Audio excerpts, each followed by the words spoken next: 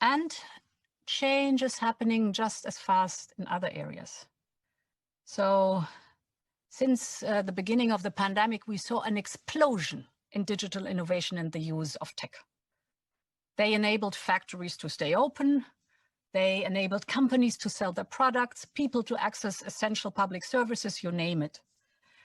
We have to keep pace with this change, and that means that we will certainly have to write a new rule book for the digital economy and the digital society.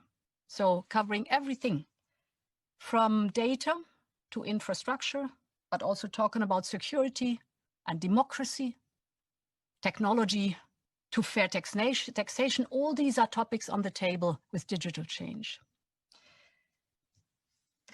So, ladies and gentlemen, the need for global cooperation and this acceleration of change will both be drivers of the Great Reset. And I see this as an unprecedented opportunity. It is obvious that we are in the midst of the most severe crisis the world has experienced since World War II. 75 years ago, countries and people came together to shape the post-war global order, which brought us decades of peace, increased global cooperation, and prosperity to hundreds of millions of people around the world. The COVID-19 crisis has shown us that our old systems are not fit anymore for the 21st century. It has laid bare the fundamental lack of social cohesion, fairness, inclusion, and equality. Now is the historical moment, the time, not only to fight severe virus, but to shape the system for the need for the post-corona era. We have a choice to remain passive, which would lead to the amplification of many of the trends we see today: polarization, nationalism, racism, and ultimately increased social unrest and conflicts.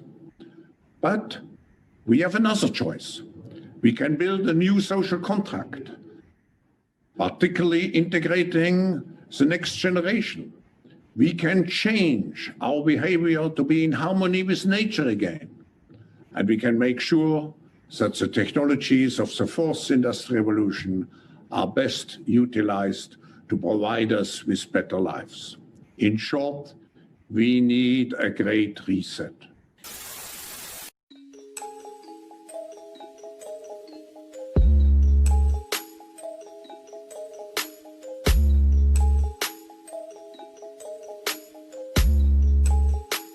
But first, Jacqui Lambie. She's one of Tasmania's 12 senators. Quite what they all do, I can't really say, but clearly staying well informed on matters that might be of interest to the people who pay her salary isn't all that high on her list. Here she is in Parliament this week, proudly displaying her own ignorance.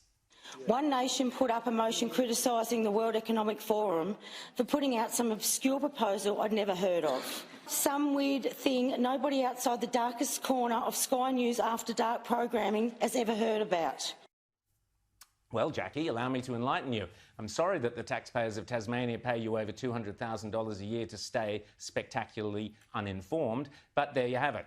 First up, although, I am delighted to appear on Sky News After Dark and even to appear on the darkest corners of Sky News After Dark. I have been talking about the Great Reset for the last couple of months here on Outsiders, which is in fact a daytime show. Indeed, it is the #1 rating show on all of Sky News daytime every single week. So please, when you're trying to insult people, it does help if you are at least a teensy bit accurate. Secondly, as I would hope you're aware, Australia is a high-paying member of the United Nations. We are a member of the International Monetary Fund, and the Australian taxpayer spends a fortune sending top politicians and public servants year in, year out in luxury style to attend the World Economic Forum in Davos to help map out global economic structures. It was Matthias Corbyn at the beginning of this year. On top of which, Prince Charles is our future monarch. So when these four extremely powerful and influential bodies line up to tell us what they are planning for our economic future, it's worth maybe just paying a little attention.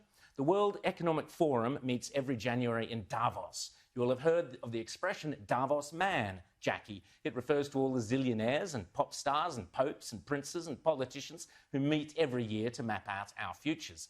I'm sure you've heard of Bono, Jackie. Well, next year's World Economic Forum at Davos has been pushed back to May in Lucerne, presumably because of COVID. But, and here's where you really need to pay attention, Jackie, this year's Davos is very, very different to all the previous ones. The World Economic Forum, along with the United Nations, along with the International Monetary Fund, and along with any number of prominent globalist organizations and powerful individuals, including Prince Charles, together have jointly promised that the 2021 World Economic Forum will be used to introduce, via a vast network of connected big tech corporations, online activist movements, and compliant local and national governments, something they call the Great Reset. This isn't some Sky After Dark fantasy conspiracy theory, Jackie. It is a global commitment they have made to use the panic and fear generated by the coronavirus as a means to reshape all our economies and laws and move to a new form of capitalism that focuses on net zero emissions, to use all the tools of COVID to tackle climate change. You might think this is a great thing. You might think this is a terrible thing. But what is unforgivable, Ms. Lambie, is for you not to think about it at all.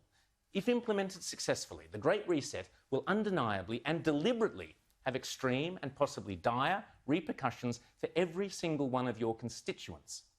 Ignorance, Senator, is no excuse. Already, the Great Reset is being widely advertised on posters and in ads across the UK and Europe, and no doubt will be here before too long. You'll own nothing and you'll be happy is just one of their marketing slogans. I'm sure there are plenty of Tasmanians, Jackie, who might beg to differ with that proposition. So let me fill in the blanks for you, Jackie. The plan involves replacing shareholders of big companies with stakeholders who happen to be left-wing bureaucrats and climate change zealots. Replacing mum and dad small businesses and private enterprises with big tech and big business. Mrs. Kafup's share portfolio is out. Greta Thunberg's zero emissions are in. Democracy and free enterprise go out the window. Totalitarian government control slides in through the back door. But remember, it's not only a great reset, it's a great deception. Because in order to get everyday people like you and me, Jackie, to surrender many of the rights and freedoms we currently take for granted, the repeatedly stated aim of these organizations is to deliberately use COVID as an excuse, to use all the political and authoritarian tools, as Prince Charles puts it, that are currently being used around the world to eradicate the virus, such as lockdowns, exclusion zones, forced closure of businesses, heavy fines, making protesting illegal, and so on, but now to eradicate carbon emissions. Those behind this scheme are adamant that there can be and never will be a return to normal, that life will never again be what it was prior to COVID. That is why they constantly talk about the new normal. But remember, Jackie, this is not me saying this, lurking in the darkest corners of Sky News After Dark. This is them saying it, the people with the power and the means and the obsessional desire to do it. And they keep telling us again and again precisely what they have in store. I am of the Anunnaki, interdimensional beings that visit the planet Earth every few thousand years. We arrive at a time called Nibiru, when the barriers between our worlds grow weak. The Anunnaki have a great history of helping humans, but we have no physical form and must inhabit animals. This is why some animals, our descendants, can talk and others cannot. But not all Anunnaki are kind and good. There are evil ones, and the most evil one of all is imprisoned beneath Crystal Cove and must not be set free. You must undo it, Scooby-Doo. Undo it all. Save yourself. Save your friends. Save the world.